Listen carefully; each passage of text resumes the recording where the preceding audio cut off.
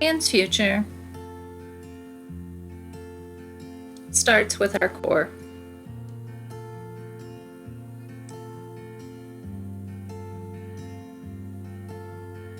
And at our core is our action team, which addresses our nutrition, physical activity, and food security community health priorities. HPHC funding breathes life into these action plans by providing coalition capacity building, coordination, technical assistance, and a lot of different evidence-based interventions. For instance, with track trails, we've seen lots of great changes, like over 2,000 adventures taken by kids and over 1,000 miles walked. Double SNAP accepts SNAP at different farmers markets and has brought $56,000 in food purchases just in the past year. Active Recess provided equipment to 11 teachers and schools across the county, while Go Knapsack developed policies and worked with 3 child care homes, impacting 470 children. We've provided leadership in health and all policies around the greenways and around accessibility.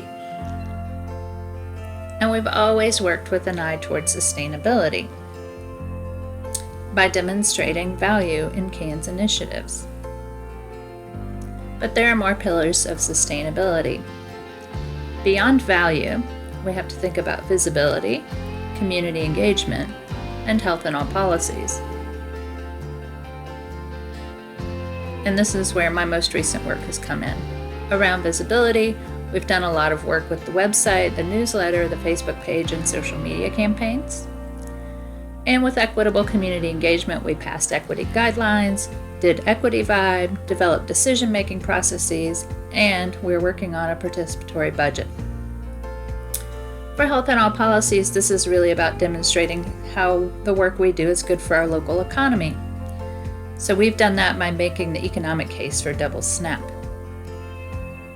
Plus, we have an EBI that brings value, visibility, equitable community engagement, and economic development that we can leverage through Caja Solidaria. Caja increases access to fresh fruits and vegetables, supports local farms and businesses, and works in solidarity with food insecure folks, including immigrants.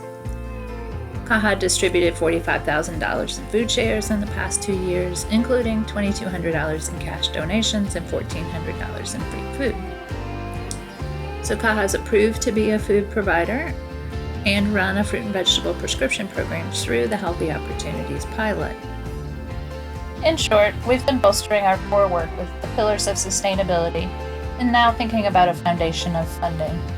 95 to 100% of our funding has come from HPHC until January of 2022. We have lots of funding opportunities ahead of us moving forward. These include more HPHC funding for Year 7, $50,000 for a coordinator to mentor new cohorts and transition to the more sustainable funding. Another round of HPHC funding as another cohort, this time leading a region with Henderson County as a model. So that'd be $450,000 for 3 years. The Healthy Opportunities pilot comes with some capacity building money. And we could write for a USDA community food project to support implementation of participatory budgeting ideas about the food system. And that has to be led by people affected by food insecurity.